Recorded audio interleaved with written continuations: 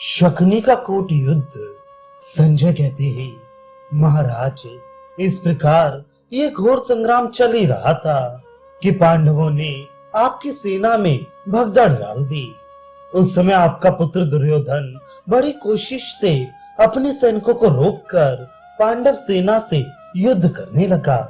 इधर राजा युधिष्ठिर ने 3 बाणों से कृपाचार्य को बींधकर 4 से कृतवर्मा के घोड़ों को मार डाला। तब कृतवर्मा को तो अश्वत्थामा ने अपने रथ पर बिठाकर अन्यत्र पहुंचा दिया, किंतु कृपाचार्य उनका सामना करते रहे। उन्होंने युधिष्ठिर को 8 बाणों से बींध दिया।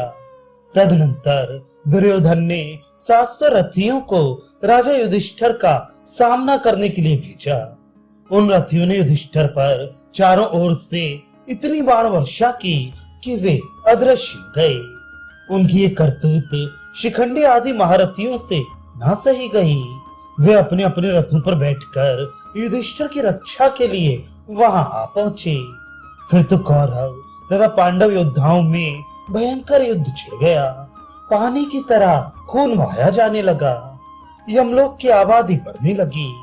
उस समय पांचालों और पांडवों ने दुर्योधन के भेजे हुए उन 700 रथियों को मौत के घाट उतार दिया। तत्पश्चात पांडवों के साथ आपके पुत्र ने महान युद्ध छेड़ा। वैसा पहले कभी ना तो देखा गया और ना सुना ही गया था।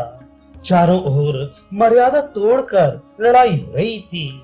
दोनों ओर के योद्धा बेतरह मारे जा रहे थे। इस समय शकुनी ने कौरव योद्धाओं से कहा, वीरों, तुम लोग सामने से युद्ध करो और मैं पीछे से पांडवों का संहार करता हूँ। इस सलाह के अनुसार जब हम लोग पीछे की ओर बढ़े तो मद्र देश के योद्धा अत्यंत प्रसन्न होकर किलकारियां भरने लगे। इतने ही में पांडव फिर हमारे सामने आए और धनुष टंकारते हुए हम लोगों पर बाण बरसाने लगे। थोड़ी ही देर में मद्र राज की सेना मारी गई। ये देख दुर्योधन की सेना फिर पीठ दिखाकर भागने लगी। तब शकुनी ने कहा, पापियों, तुम्हारे भागने से क्या होगा, लौटकर युद्ध करो। उस समय शकुनी के पास 10,000 घुड़सवारों की सेना मौजूद थी। उसी को लेकर वह पांडव सेना के पिछले भाग की ओर गया और सब मिलकर बाणों की वर्षा करने लगे। इस आक्रमण से पांडवों की विशाल सेना का मोर्चा टूट गया। वे तितर बितर हो गई। राजा युधिष्ठिर ने अपनी सेना की ये अवस्था देखकर सहदेव से कहा, भैया, जरा उस मूर्ख शकुनी को तो देखो। वह पीछे की ओर से प्रहार करके पांडव सेना का संहार कर रहा है। अब तुम द्रौपदी के पुत्रों को साथ लेकर जाओ और शकुनी को मार डालो। तब तक मैं पांचालों के साथ रहकर कौरवों की रथ सेना को भस्म करता हूँ।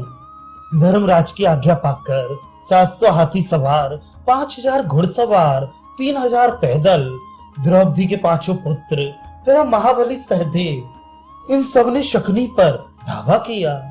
उस समय शकुनी पीछे की ओर से आक्रमण करके पांडव सैनिकों का संहार कर रहा था। इन योद्धाओं ने पहुंचकर शकुनी की सेना के बहुत से घुड़सवारों को मार डाला। तब शकुनी थोड़ी ही देर तक सामना करके मरने से बचे हुए 6000 घुड़सवारों के साथ भाग गया। तदनंतर पांडव सेना भी अपने बचे हुए सवारों के साथ लौट चली। द्रौपदी के पुत्र मतवाले हाथियों की सेना लेकर धृष्टद्युम्न के पास जा पहुंचे। शेष योद्धा भी जब इधर उधर भट गए तो शकुनी धृष्टद्युम्न की सेना के पार्श्व भाग में आकर बाण वर्षा करने लगा। फिर तो आपके और शत्रुओं के सैनिक प्राणों का मोह छोड़कर घोर युद्ध करने लगे। 100-100, 1000-1000 योद्धा एक साथ रणभूमि में गिरने लगे। तलवारों से कटे हुए मस्तक जब तक धरती पर गिरते थे तो ताड़ के फलों के गिरने की सी धमाके की आवाज होती थी। कटे हुए शरीरों, आयुधों सहित भुजाओं और जंघाओं के गिरने का घोर शब्द सुनाई पड़ता था। इस युद्ध का वेग जब कुछ कम हुआ तो थोड़े से बचे हुए घुड़सवारों के साथ शकुनी पुनः पांडव सेना पर टूट पड़ा। पांडवों ने भी फुर्ती दिखाई और पैदल घुड़सवार तथा हाथी सवारों को साथ लेकर उस पर धावा कर दिया।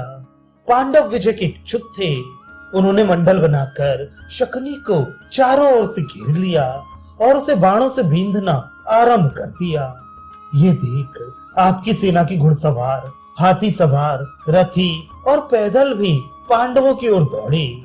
उस समय जिनके शस्त्र क्षीण हो गए थे, ऐसे बहुत से पैदल योद्धा लातों और घूसों से एक दूसरे को मारकर धराशायी होने लगे। पांडव योद्धाओं ने जब अधिकांश सेना का संहार कर डाला तो शकुनी शेष 700 घुड़सवारों को साथ ले तुरंत दुर्योधन की सेना में पहुंचा और क्षत्रियों से पूछने लगा, राजा कहाँ हैं? योद्धाओं ने उत्तर दिया, जहां से ये मेघ की गर्जना के समान तुमुल आवाज आ रही है, वही कुरुराज खड़े हैं। आप शीघ्रता पूर्वक जाइए, वहीं वे मिल जाएंगे। उनके ऐसा कहने पर शकुनी जहां वीरों से घिरा हुआ दुर्योधन खड़ा था, वहीं गया। रथियों के बीच में राजा दुर्योधन को देखकर उसे बड़ी प्रसन्नता हुई और वह सब सैनिकों का हर्ष बढ़ाता हुआ दुर्योधन से कहने लगा, राजन, मैंने पांडव पक्ष के घुड़सवारों को परास्त कर दिया। अब तुम भी इस रथ सेना का संहार कर डालो, क्योंकि प्राण त्याग किए बिना युधिष्ठिर हमारे वश में नहीं आ सकते। इनके द्वारा सुरक्षित रथ सेना का नाश हो जाने पर हम हाथियों और पैदलों का भी सफाया कर डालेंगे। शकुनी की बात सुनकर आपके सैनिक पुनः पांडव सेना पर टूट पड़े। सबने धनुष उठाया और तरकसों का मुंह खोल दिया। कुछ ही देर में शूरवीरों के सिंहनाद के साथ ही उनके धनुषों की भयंकर टंकारें सुनाई देने लगी।